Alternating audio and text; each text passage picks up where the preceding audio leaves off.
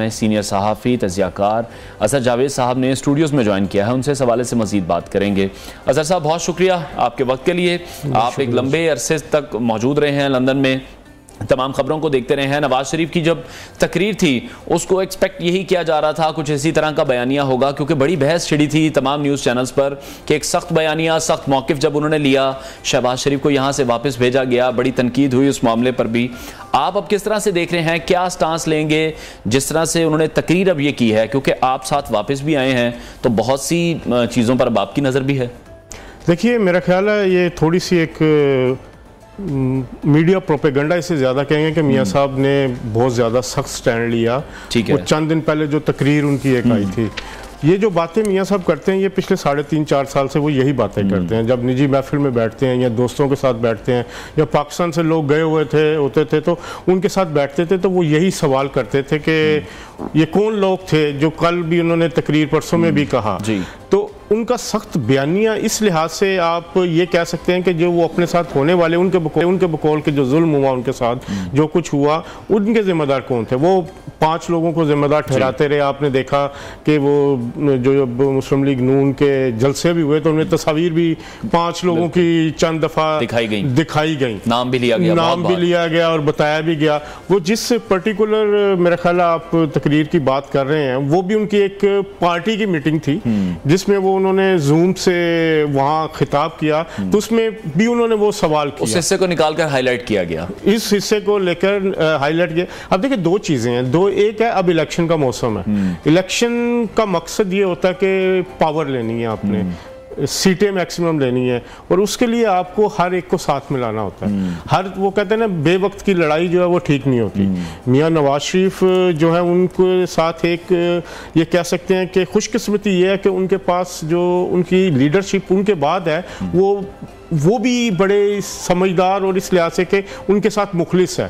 उनके भाई हैं शहबाज शरीफ साहब, वो तमाम मामलात को देखते हैं, समझते हैं, और जहाँ समझते हैं कि चीज़ों को ज़रा माइल्ड करना हो, वो उस चीज़ों पे आते हैं। मैंने इस पर मिसाल देता हूँ कि क्रिकेट टीम का एक कैप्टन होता है, उसके पास फास्ट बॉलर भी होते हैं, उसके पास ओपनिंग बैट्समैन भी होते हैं, जो 20 प्लेयर्स भी हैं और अटैकिंग प्लेयर भी हैं, डिफेंसिव प्लेयर भी। जब उन्हें पता लगा, पिछले बड़े क्लेवरली उन्होंने अपनी मूव्स की, अगले पिछले 1.5-2.5 साल में देखे, जब उनको जरूरत पड़ी ना कि फास्ट खेलना है, उन्होंने मरियम नवाज को आगे कर दिया। वो आई, उन्होंने चौके छक्के लगाए, मतलब धुआंधार तकरीर की, माहौल को गर्माया। जब उन्होंने देखा कि हाँ काम थोड़ा सा हो रहा है, प्रेशर बढ़ रहा है, तो नहीं, उन्होंने शहबाज शरीफ को आगे कर दिया। वो टुक टुक टुक उन्होंने आराम से जैसे मिडिल ऑर्डर करते हैं, तो वो उनके पास जो वो कॉम्बिनेशन है ना, वो बड़ा जबरदस्त है। तो उसी कॉम्बिनेशन को लेके वो आगे बढ़े हैं। तो जब वो बात सामने आई, शहबाज शरीफ आए, एक हिस्सा ये भी था, ठीक है, लेकिन बात यह कि उनकी कभी भी इसको लेके कोई तनाज़ा नहीं बना।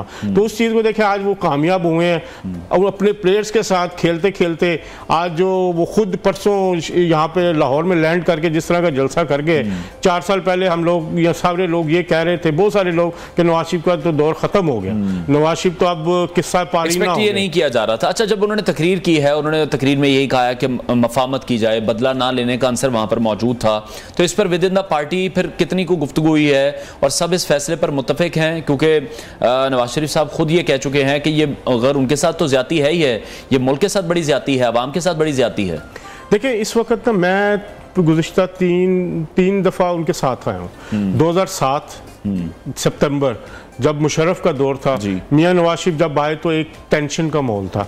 उनको नहीं पता था कि वो जब यहाँ इस्लामाबाद एयरपोर्ट पे उतरेंगे, उनको यहाँ उतरने दिया जाएगा, अगर उतर भी गए तो जेल जाएंगे। ये उनके जहन में एक क्लियर था। उन्होंने रिस्क लिया, पॉलिटिकल मूव थी बड़ी, उन्हें पे ऑफ की, उन्हें वापस भेजा गया, लेकिन चंद महीने बाद वो वापस आए और गेम में शामिल हो गए।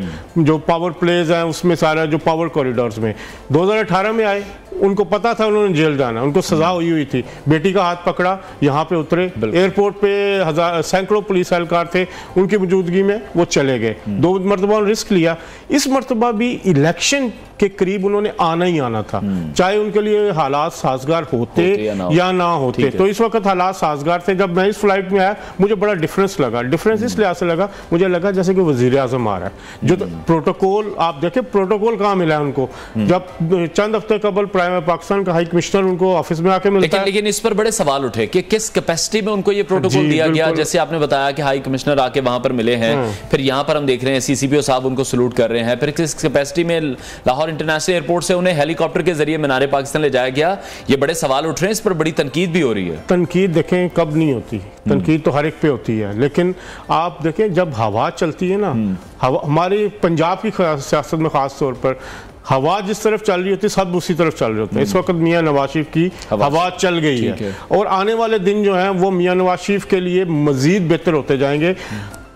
नवाज शरीफ के साथ 2017 में जो कुछ हुआ वो एक उसका अब अंडू करने का टाइम आ गया है मेरा ख्याल है, और अंडू किया जा रहा है। जिस तरह जिस तेजी के साथ उनको सजाएं दी गई 2 महीने 3 महीने में, साकिब निसार साहब ने कहा नहीं उड़ा दो, केस होना चाहिए। अरशद मलिक ने कहा बाद में कि मेरे पे प्रेशर था, शौकत अजीज सिद्दीकी साहब ने भी बताया।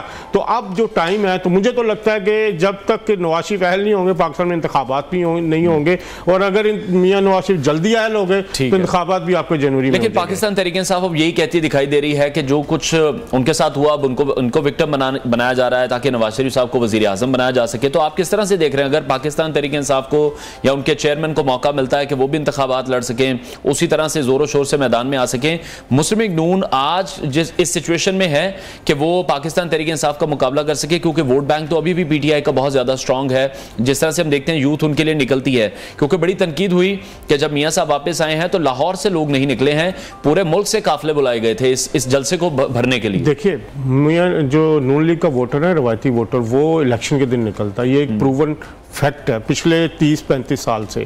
अब एक घर का सरबराह ना हो तो लोग घर के अंदर भाइयों में बहनों में लड़ाई होती है। नवाज शरीफ पार्टी के सरबराह थे, वो पिछले 5 साल से तकरीबन उसकी सरबराही नहीं कर पा रहे थे। पहले जेल में थे, फिर 4 साल से बाहर थे। पीछे आपको जो मुख्तलिफ हालात थे, जो मुख्तलिफ ग्रुप बंदियां थी, तो अब नवाज शरीफ आ गए हैं वापस। उनका पहला टेस्ट जो था, पूरे मुल्क से वोट लेने हैं ना आपने। पहले ये कहा जाता है हमारे वोट कितने मैटर करते हैं, 100 सीटें मैटर करती हैं जीटी रोड पे, पिंडी से लेके आप मुल्तान तक, साहिवाल तक। वो उन्होंने अपना पावर शो जो है वो कर दिया है। लोग जो इकट्ठे हुए हैं, मैक्सिमम लोग थे, ये मेरा ख्याल है, मैं तो उस पर सही कमेंट ना कर सकूं, लेकिन मुझे दोस्तों से पता लगा जो यहाँ रिपोर्टिंग करते थे कि लोग थे और साइजेबल थे और बहुत अच्छे थे। तो एक उन्होंने अपनी सपोर्ट बेस को मुतहरक कर दिया। आगे टाइम है 2 महीने, वो आएंगे, बैठेंगे, लोगों से बात करेंगे तो चीज़ें उनके लिए बेहतर होती चलेंगी। दूसरी, 9 मई के वाकयात के बाद उनके जो अपोनेंट्स हैं अब उनके लिए बहुत ज्यादा मुश्किल हो गया। अब जो इल्जामात लग गए हैं चेयरमैन तहरीक इंसाफ पे, क्या वो उन हालात में उनको वज़ीर आज़म बनाया जा सकता है? आप मुझे बताएं कि इस वक्त कैंडिडेट्स जो देखे, एक तो जिस पे 9 मई के इल्जाम लग गए, बिलावल भुट्टो साहब हैं, उनकी पार्टी ज्यादातर सिंध में है। पंजाब में जो लीडर है वो नवाज शरीफ है, इसमें जो उनकी मोबिलाइजेशन भी होगी, मजीद भी होगी। तो लेकिन नजर साहब, अब हमने पिछले 6 साल में देखा पाकिस्तान तहरीक इंसाफ जिस तरह से हुकूमत में आई, फिर पाकिस्तान तहरीक इंसाफ जब हुकूमत से गई है अपोजिशन में आ गई, जो डायनामिक्स हैं सियासत के आप देख रहे हैं कि वो तब्दील हुए।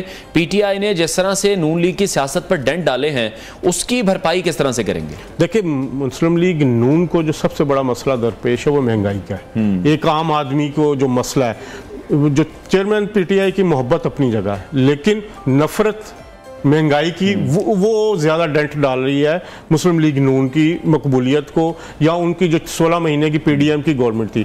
अब पिछले दिनों 40 रुपए मेरा पेट्रोल सस्ता हुआ, डॉलर आपका नीचे आ रहा है, स्टेबल हो रही हैं चीज़ें। अगर 2-3 महीने में इस महंगाई में खातर खा कमी हो जाती है, फिर इंटरनेशनल इशारिये भी, पेट्रोल भी सस्ता हो रहा है इंटरनेशनल मार्केट में। और अगर इस महंगाई को और उसके बाद आप सोल्यूशन दे देते हैं, मियां साहब ने जब तकरीर भी की तो उन्होंने जो मुफाहमत की तकरीर की है, मुफाहमत हर वक्त की लड़ाई भी अच्छी नहीं होती। हमारे जो साबिक वज़ीर आज़म से चेयरमैन तहरीक इंसाफ साहब, उनके लिए भी सबसे बड़ा मसला ये है कि जब वो वज़ीर आज़म बन गए तो उन्हें मसालियत की तरफ जाना चाहिए था, चीज़ों को कूल डाउन करना चाहिए था। एज ए प्राइम मिनिस्टर देखा कि वो मुज़ाकरात की तरफ नहीं गए, मुज़ाकरात की तरफ नहीं गए। तो नवाज शरीफ ने मुज़ाकरात की ही तकरीबन एक तरफ उन्होंने कहा कि सबको मिलकर ही काम करना चाहिए, चीज़ों को सुधारना चाहिए, उन्होंने मैशत बताई। अच्छा, हम ये देखते हैं कि पीटीआई चेयरमैन आज जिन हालात में है, आज भी वो यही कहते हैं कि मैं बात किसी से नहीं करूंगा, मुज़ाकरात में किसी से नहीं करूंगा। दूसरी तरफ अगर हम नून लीग को देख रहे हैं, जैसे पाकिस्तान तहरीक इंसाफ का मुकाबला करने के लिए पीडीएम बनाई गई थी, उसमें हमने देखा कि तमाम जमातें शामिल होंगी, JUIF, पीपल्स पार्टी, मुस्लिम लीग नून। अभी जिस तरह से आप भी इस बात को एको कर रहे हैं कि पाकिस्तान मुस्लिम लीग नून को भी लाया जा रहा है, हवा चल रही है नवाज शरीफ की, तो आप ये समझते हैं कि बाकी जमातें फिर इत्तेहाद कर सकती हैं नून लीग के खिलाफ? पाकिस्तान पीपल्स पार्टी, पाकिस्तान तहरीक इंसाफ मिल सकते हैं नून लीग के लिए? क्योंकि रिजर्वेशंस बहुत रखे बिलावल भुट्टो ने, आपने उनकी तकरीरें, उनकी बातें सुनी होंगी। देखें, पीपल्स पार्टी का एक कलीदी रोल रहा है पीडीएम की हुकूमत में। अगर आपको याद हो तो हुकूमत गिराने में सबसे अहम रोल जरदारी साहब का था। जो मेरी मालूमात हैं, जो बैकग्राउंड चीज़ें हैं, देख पीपल्स पार्टी इस वक्त महसूस कर रही है कि शायद उनको तनहा किया गया है, लेकिन अब मियां नवाज शरीफ इधर आए हैं और मेरी जो मालूमात है अगले चंद दिनों में आसिफ अली जरदारी साहब से उनकी मुलाकात होने जा रही है और उनके जो मामलात हैं जो वो कूल डाउन हो जाएंगे और ये दोनों साथ चलेंगे। उसकी बहुत सारी वजूहत हैं, वो उनमें सबसे बड़ी वजह यह है कि इस वक्त अगर ये लोग मुत्तहिद ना हुए तो उनका सबसे बड़ा दुश्मन पीटीआई जो है वो उसको एज हासिल होगा। तो इन चीज़ों को, इस सिस्टम को चलाना है और अगले 5 साल भी ये सब मिलके चलेंगे।